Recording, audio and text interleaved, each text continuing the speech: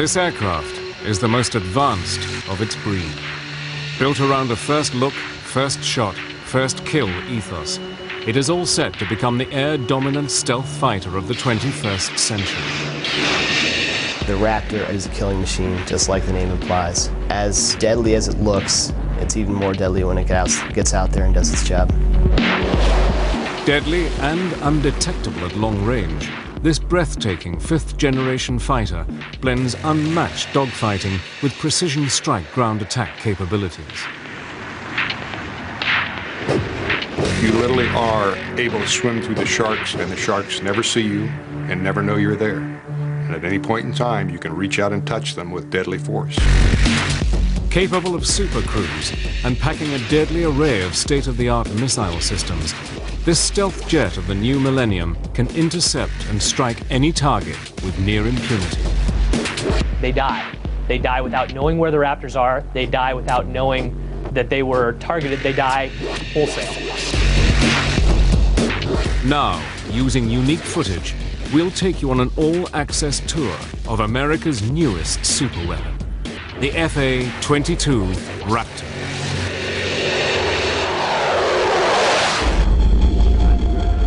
(1981).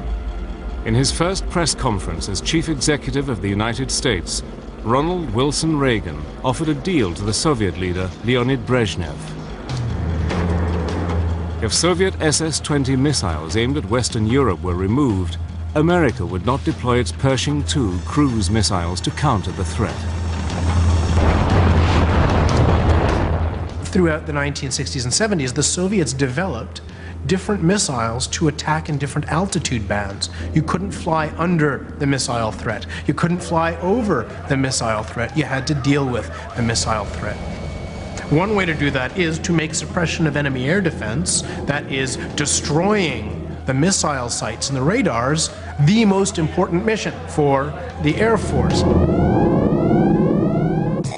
By the 1970s, air superiority had re-emerged as a top priority, and the US Air Force committed to building its first pure air superiority fighter, an aircraft that would eventually become the F-15 Eagle.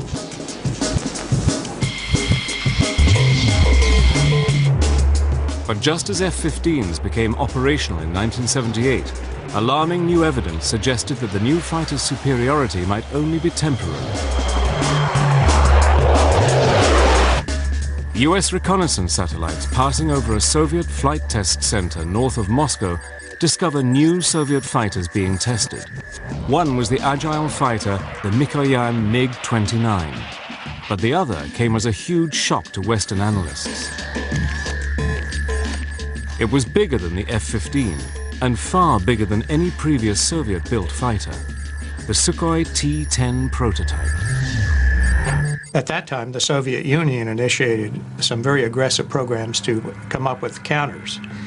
And both Mikoyan and Sukhoi, both those design bureaus, initiated new aircraft development efforts. And it appeared that they were on a track that would field some very advanced fighters. If the MiG-29 had concerned the American military establishment, the existence of the Sukhoi T-10 set alarm bells ringing. These are very good aircraft. They're aircraft that play in the same league as some of the top NATO aircraft, like Phantom, and ultimately like F-15. The goal is world peace. That must be Just weeks into his first term, America's 40th president increased US defense spending by $32.5 billion and began the rearmament of the United States on a colossal scale. In 1981, the Cold War was getting very warm.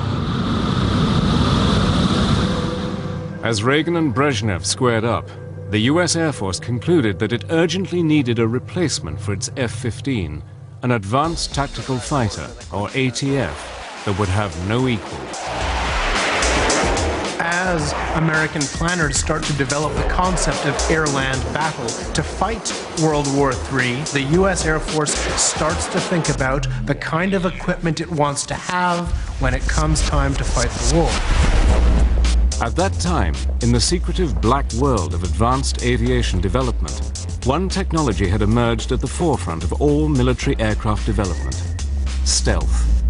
During that period, the late 1970s, of course, in what we call the black world, in the world of secret programs, there was a great effort going on to come up with counters to these new Soviet weapon systems that could enable us to knock out their SAM system. And that, of course, led to the development of the F-117.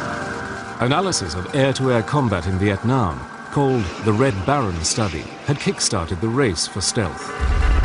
An operational analysis study showed that in Vietnam that most aircraft were killed by other aircraft that they hadn't seen. So from this you get the idea that if the aircraft isn't seen, it has a tremendous advantage. Air combat data from World War II and Korea had reinforced this need for invisibility. So from this, in a process of operational analysis, the US Air Force learns that what you really need to do is be invisible to the enemy. And that means that an aircraft is designed to be as near as possible invisible to an enemy fighter aircraft. Its geometry is designed to give it a very low profile, that is to make it very invisible to an oncoming fighter aircraft using high-frequency fighter aircraft radar. The principle of stealth technology is to literally make an aeroplane invisible to the enemy. An aircraft's shape must reflect incoming radio waves away from the enemy radar, rather than towards it. To further increase low observable characteristics, an aeroplane is then covered in materials that absorb radar signals, further reducing its visibility on a radar screen. Stealth doesn't mean invisible. It just means less visible. Operational analysis shows that if you apply certain computer models to air-to-air combat, the more stealthy aircraft, the one that's harder to see, is likelier to win.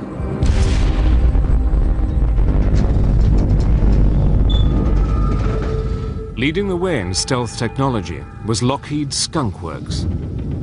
In the late 1970s, stealth wasn't widely known outside of a few companies. The ability to integrate stealth technology, shaping for stealth, and the materials was really only well known in two companies. It was Lockheed and Northrop. In 1977, amid unprecedented security, Lockheed had flown a prototype of the world's first stealth fighter. And by the 1980s, during Operation Just Cause, its F-117 had helped to destroy General Noriega's regime in Panama.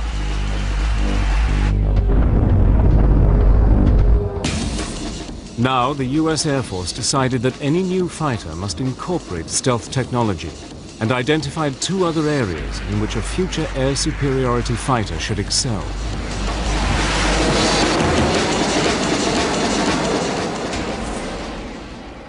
Well, at that stage of the game, it was clear that the Air Force wanted a stealthy fighter.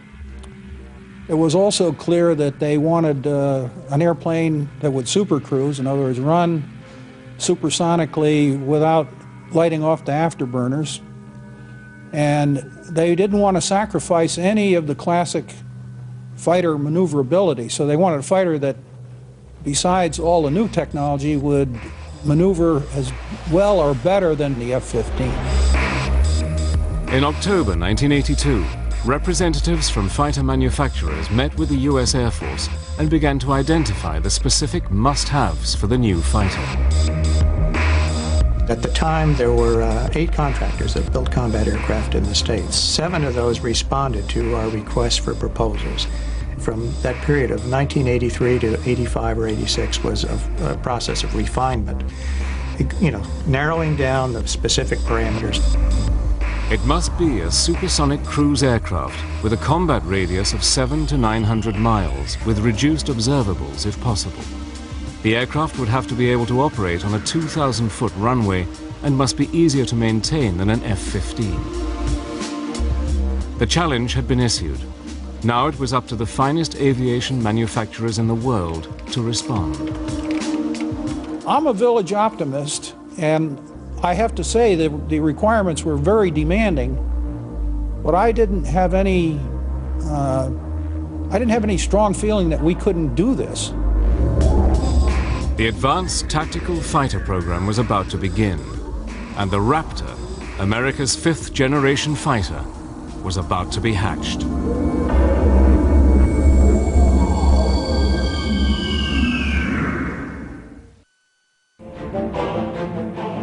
By 1983, US-Soviet relations had reached a new low. Following Leonid Brezhnev's death, the Politburo, now controlled by ex-KGB boss Yuri Andropov, had been labeled by Reagan as the focus of evil in the modern world. Continuing his policy of rearmament, Reagan announced plans for the Strategic Defense Initiative, better known as Star Wars, and Moscow reacted furiously. Попытки Вашингтона оправдать эти наращивания, которые американцы якобы должны наверстывать, это и мыслители. That August, when Korean Airlines Flight 007 on its way to Seoul from New York strayed several hundred miles off course into Soviet airspace, Russia acted.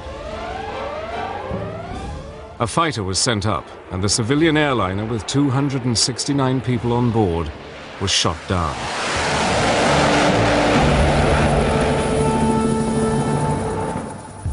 The shooting down of KAL 007 sent shockwaves around the world, straining international relations almost to breaking point. What can we think of a regime that so broadly trumpets its vision of peace and global disarmament, and yet so callously and quickly commits a terrorist act to sacrifice the lives of innocent human beings?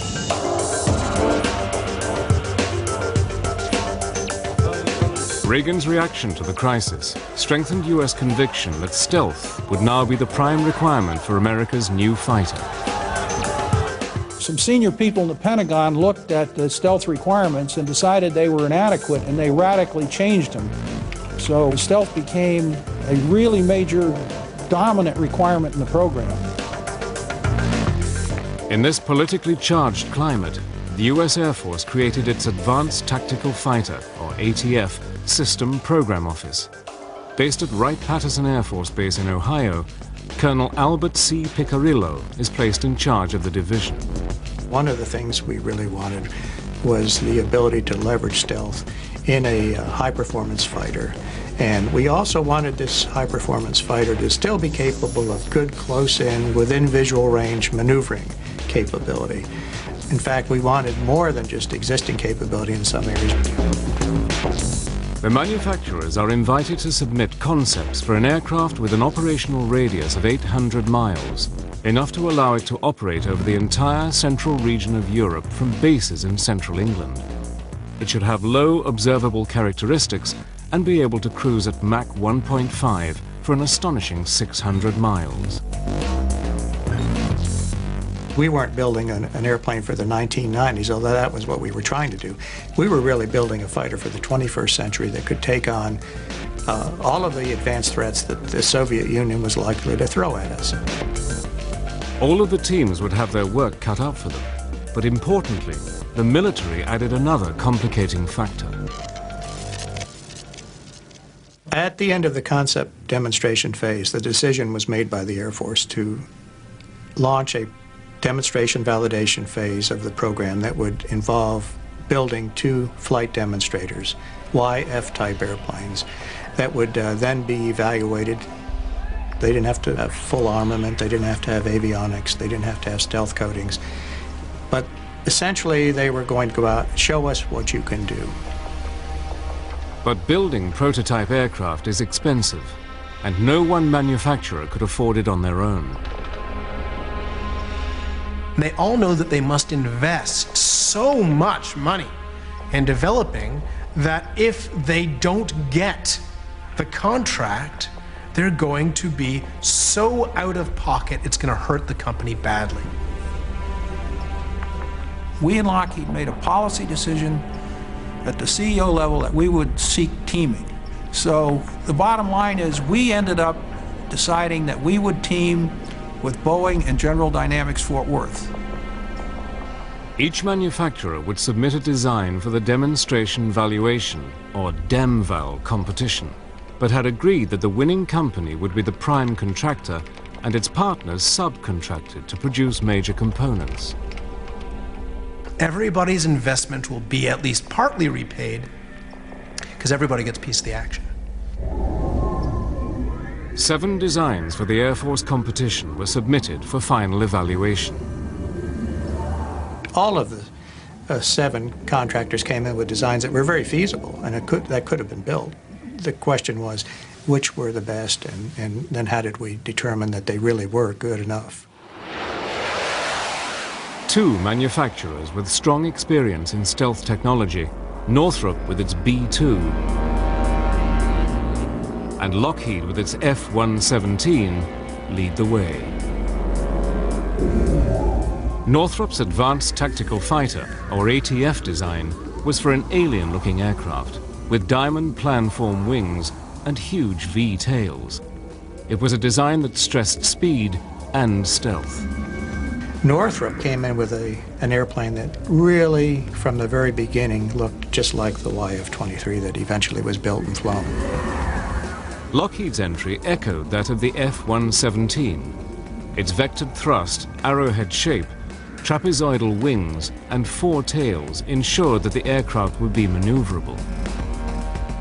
The fact was that Lockheed and Northrop had significant advantages in the fact that they had built stealth aircraft and flown them. There's a big credibility factor there. On October the 31st, 1986, both Lockheed and Northrop's ATF designs were declared the winners of the competition. Under the terms of the DEMVAL competition, each team would build 2 aircraft.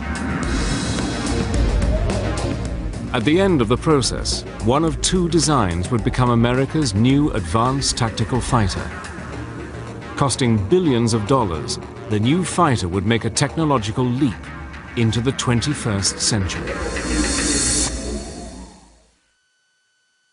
Just 9 months after being selected to build 2 demonstration valuation fighters for the US Air Force, Lockheed shocked everyone and scrapped its original design. In July of '87, we looked at our design at that time, and we looked at what we thought it would weigh and how it would perform. And with no input from the Air Force, we decided to start over. So between July 13th of '87 and mid-October that year, basically that's where the F-22 came into the world. In a hectic 3-month process, with help from its partners, Lockheed produced a completely different configuration, with a clipped delta wing. We changed to clipped diamond wings, which gave us almost the same aerodynamic performance, but a lot lower structural weight. We did the same thing with the trapezoidal horizontal tails, and the same thing with the verticals. Over the next 4 years, at a cost of just over $2 billion, America's tactical fighter competition became the largest program of its kind. And in 1990, just months after the disintegration of the Soviet Union, the shapes of the 2 rival designs were finally unveiled. And now, ladies and gentlemen, I proudly present to you the YF-22A, prototype for U.S. air superiority in the 21st century.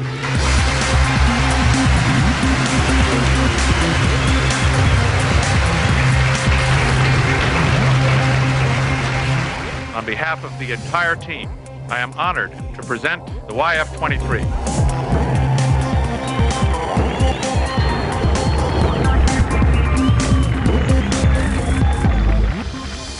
Northrop's version, called the YF-23, closely resembled its original design. Well, it was a most unusual looking aircraft, very futuristic. It had twin V-tails as opposed to what we call a cruciform, twin verticals and twin horizontals. It had a large trapezoidal wing, and it had a very slender shape when looked at from the edge-on view. In contrast, Lockheed's design, called the YF-22, seemed surprisingly conventional. with 4 tail surfaces, vectored thrust, a broad solid body, and a conventional wing. But unlike Lockheed's other stealth aircraft, the F-117, radar-absorbent materials were not applied over the whole of the F-22, but used selectively on its edges, cavities, and crucial surface areas. You walk around the airplane, everywhere you look, what you see is something that's designed to do the job in the most efficient and effective way, and no wasted space, no wasted capability. It's truly an airplane that's intended and has been optimized for its job. The F-22 carries its weapons internally. 4 weapons bays are hidden in the central mid-body section. 6 missiles can be carried in the ventral bays, which are covered with bifold doors. The side bays will each hold 1 Sidewinder missile carried on a trapeze launcher. The mid-body section also houses the fighter's landing gear and complex inlet ducts. Right from day one on the F-22, we decided to put S-shaped inlet ducts on it. So the airplane is built with S-shaped inlet ducts so that there's no way a radar is ever seeing the forward face of the jet engine. Attached to the mid-body is the forebody, which accommodates the cockpit and advanced avionics. Both the YF-23 and the YF-22 are impressive-looking machines, but their performance still needs to be tested. The most crucial stage of the competition is still to come, the flight testing.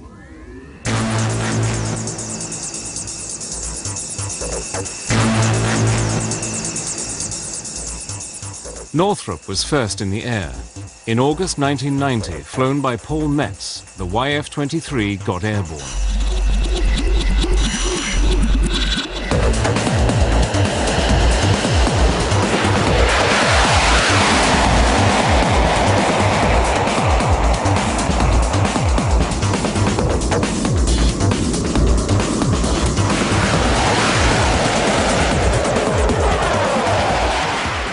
The test was a huge success. But Lockheed was quick to respond, and on September the 29th, at Edwards Air Force Base in California, Lockheed Chief Test Pilot Dave Ferguson prepared the Raptor for its maiden flight.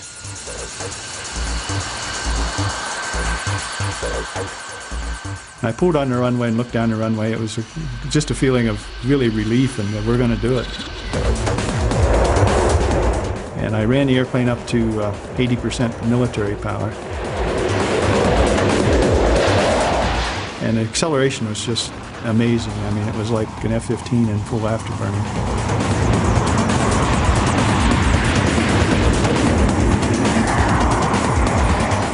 And I felt the only thing in this airplane that's ever flown before was me. And I think in the back of my mind I was saying, please fly, when I pulled the nose up, and it just lifted off.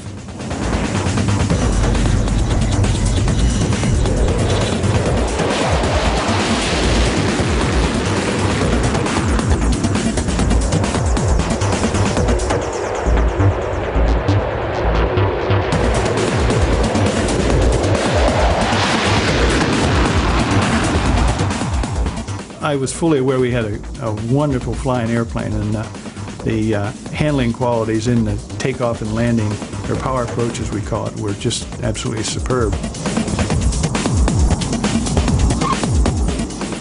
When I landed and Sherm met me at the airplane, I said, hey boss, we really have a winner here. The way the F-22 performed was no surprise to anybody who was involved in the program, not at all.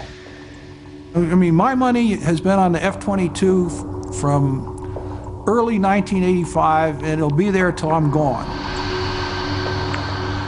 Over the next 3 months, the Raptor underwent a whole series of tests. The Air Force required both teams to give them performance projections, and then they were going to actually compare that with what the airplanes actually did in flight, subsonic, supersonic, at different altitudes, and so forth. The winner of this stage would earn a contract for 650 aircraft. The decision would hinge not just on what the contractors promised, but on the Air Force's confidence in their ability to deliver. We expected to get a lot of flying done in the 90 days. We actually got 72 flights out of 2 airplanes in 90 days. And that is about as good as you can do.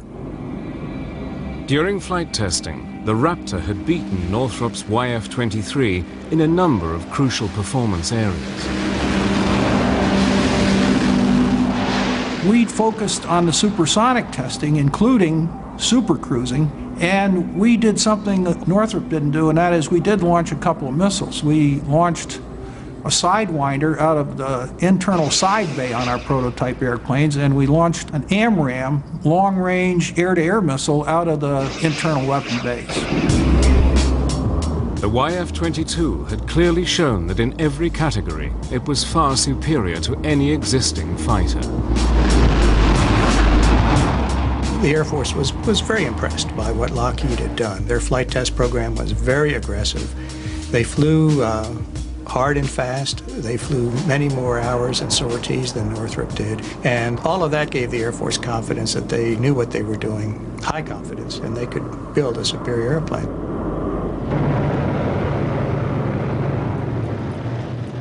But it would be events in 1991 that would carve out the Raptor's future.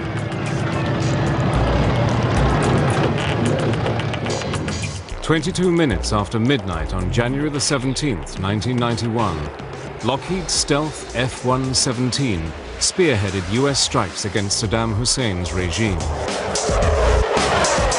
The performance of Lockheed's stealth bombers during Operation Desert Storm would give the company and its aircraft some priceless publicity. I think clearly Lockheed was benefited in 1991 by the Gulf War, where the F-117 was a star performer. And there were skeptics of stealth, even as late as that. That had to be beneficial to the program.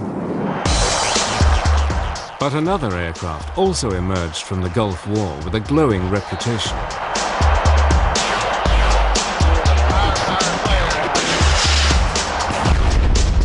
The F-15, the aircraft destined to be replaced by the ATF, had emphatically confirmed its status as the foremost air superiority fighter in the world. Now it appeared that the need for an advanced stealthy fighter, the F-22, might be totally unfounded. See, it's not like the F-15 wasn't any good. It's a good aircraft.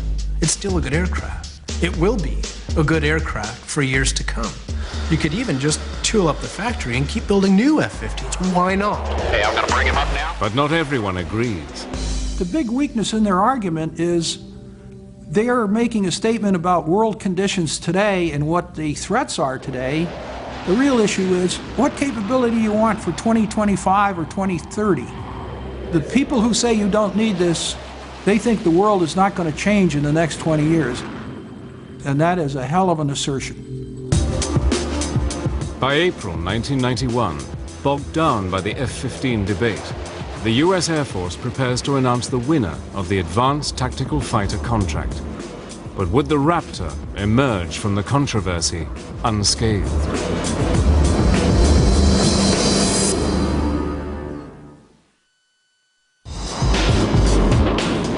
On April 1st, 1991, the US Air Force awarded a $9.5 billion contract to the Lockheed, Boeing, General Dynamics team responsible for the winning F-22 Raptor design.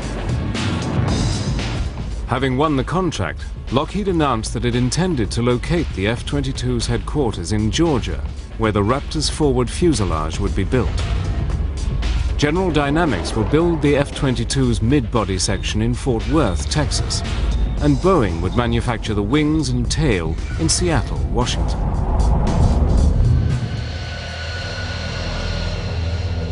But just 8 months after the contract was awarded, the program hit its first major snag. We lost one of the YF-22s. Fortunately, the test pilot, who's a good friend of mine then and now, walked away unharmed. During preliminary testing, the unthinkable happened.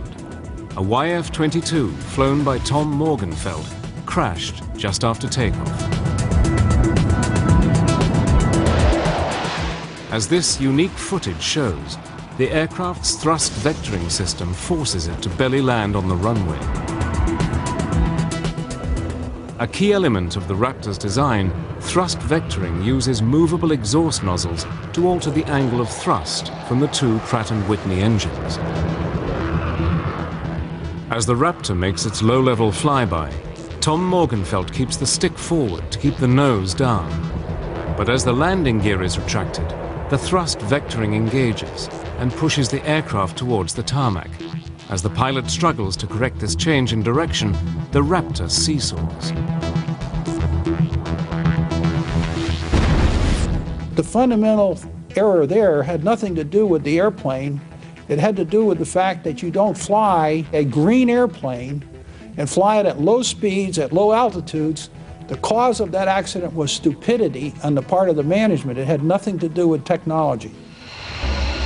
Despite the loss of the stealth aircraft, the program had achieved its major goals. 10 million man-hours of analysis, 4,000 hours of radar testing, and hundreds of hours of flight testing had gone into the development of the aircraft, even before construction was given the go-ahead. In fact, the F-22 has accomplished more flight testing than any other fighter prior to full-scale production. The first FA-22 built for the US Air Force was unveiled in a ceremony on April the 9th, 1997, at the company's headquarters in Marietta, Georgia.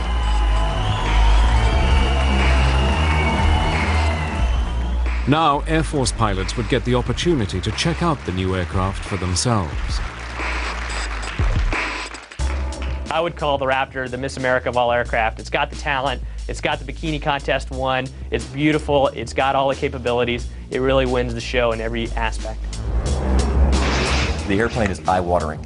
It does everything the pilot asks of it, and it is very good at what it does. First flown by the Air Force in 1997, pilots at Edwards Air Force Base have surpassed 2,000 flight test hours in more than 900 missions.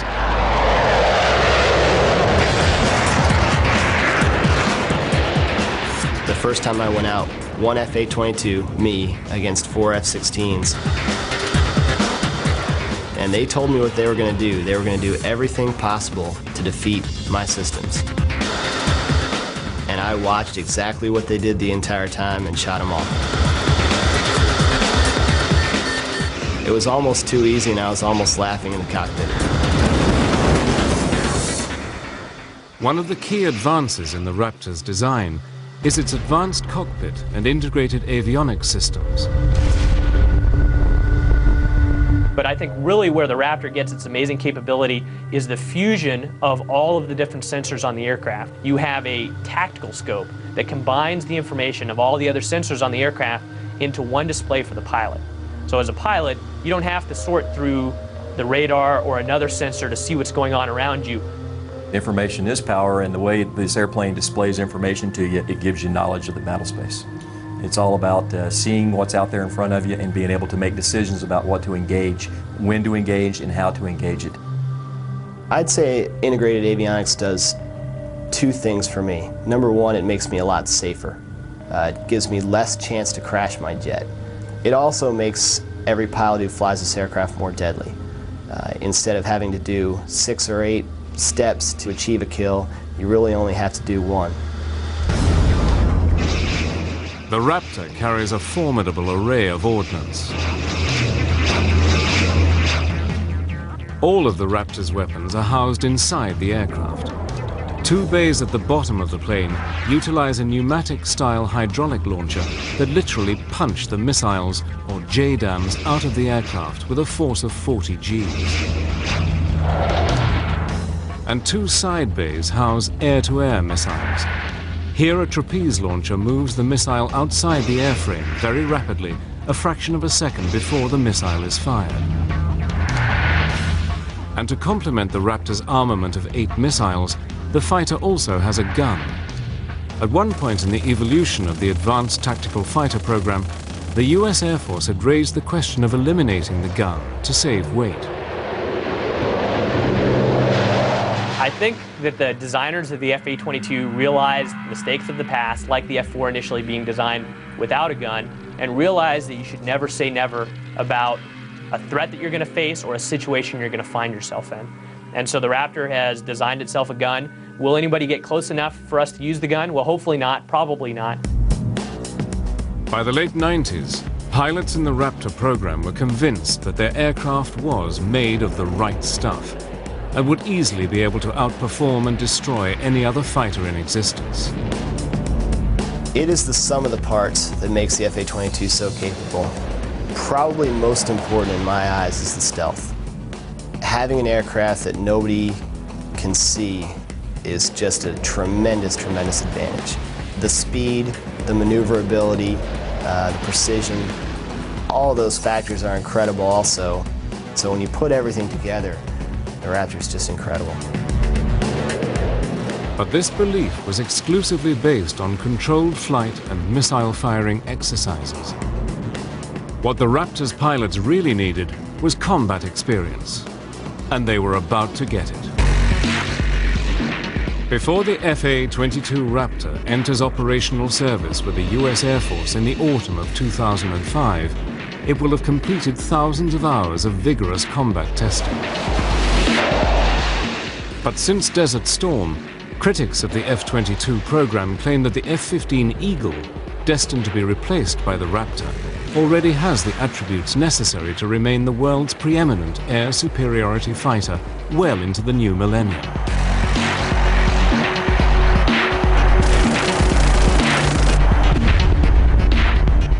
It is a view dismissed by the US Air Force. If you look at the F-15 and the F-18 and compare it with existing fighters that are sold around the world today, you'll find that today we're almost at parity. If we ever run up against an enemy that has the ability in terms of the air crew to use those enemy fighters, we will have a tough time with the current generation. The F-15 is a great aircraft, and in air-to-air it is outstanding. However, with the production of new fighters that are being produced today and also some surface-to-air threats, there are situations in the F-15 that would make me nervous.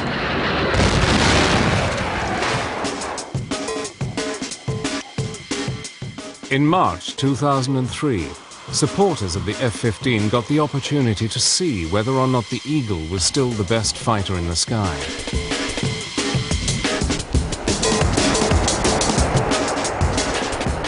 Five F-15s would go head-to-head with a single Raptor. Although no missiles would be used during the exercise, the sorties would closely resemble actual combat. No quarter would be given by either side. This was a kill or be killed exercise. There was 5 adversaries and me, and my biggest concern was running out of weapons too soon. All 5 F-15s are flown by experienced F-22 pilots. One by one, the Raptor brings them down. I could never see them. I never knew that they were there, and I died. You got someone locked? Roll up. I could hear him on the radio calling his simulated missile shots, Fox 2, and knowing that this was getting really unnerving because I could also tell his range was closing rapidly on me. 17,000 splash, splash. I don't think anybody ever saw me the entire time that while we were out in the airspace. Bandit, bandit. Fox. Fox. Could not find him no matter what I did, and the next time was when he flew directly over the top of my airplane. I saw him visually. In 3, 2, 1, snap. I know firsthand from flying the Raptor against other aircraft and flying other aircraft against the Raptor that it's like clubbing baby seals. It's so easy. The first indication you have that an F-22 is out in your area of responsibility is when you are in your parachute heading down towards Earth and your jet is falling a little bit faster than you are. In combat testing with F-15s, the F-22 Raptor has emphatically proven its doubters wrong. There have been times when the Raptor has gone up 2 versus 8 against F-15s, and it ends up being boring for the adversaries because no matter what they do, they die. Having flown the F-15 and now having flown the Raptor and seen combat, I would not want to be on the receiving end of what the F-22 is capable of. We will take on anything, any combination of the latest aircraft that we can throw at ourselves, and we usually win. To date, 27 F-22 Raptors have been delivered to the U.S. Air Force and are in limited operation at Edwards, Nellis, and Tyndall Air Force bases. Many more will follow. The Air Force has agreed to a final production run of almost 300 aircraft. I think 300 F-22s will tip the scales of any conflict in our favor. I think that any country who sees 300 F-22s flying towards it has got to get a little nervous. Lockheed expects that a full production rate of 60 aircraft per year will have been achieved by the end of 2004. And with components and parts coming from 46 congressional states, the F-22 is truly a national effort. Costing a massive $93 million each, the Raptor is certainly the world's most expensive fighter aircraft, but for many, it is money well spent. Yeah, this is something special. This was not like an F-15 on steroids or an F-16 on steroids. This was the real thing with a leap of technology that's orders of magnitude better than what we have now. The interesting thing about the F-22, though, is it is a fixed volume with an infinitely increasing ability in terms of its computer capabilities. If you think about the airplane, it has fixed holes in the sides of the fuselage where computers sit today. In the future, there will be more computer capacity that requires less power going in that same physical hole. So the F-22, over the course of its life, will only become a more and more flexible and more potent machine as computer capacity increases. America's F-22 Raptor was created out of the Cold War fear that Russian-made fighters would sweep aside the F-15. But the world has changed since the frigid days of the Cold War.